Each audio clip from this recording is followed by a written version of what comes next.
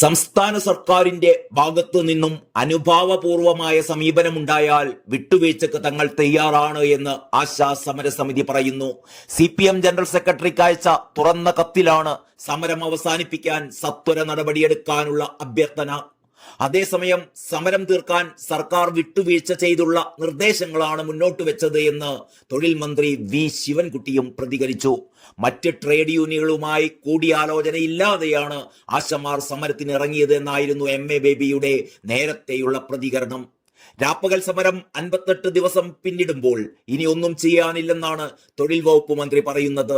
2 മന്ത്രിമാർ സമരക്കാരുമായി ചർച്ച നടത്തി പരമാവധി നിർദ്ദേശങ്ങൾ മുന്നോട്ട് വെച്ചു. ഇനി എന്തു വേണമെന്ന് സമരക്കാർ തീരുമാനിക്കട്ടെ എന്നാണ് സർക്കാർ നിലപാട്.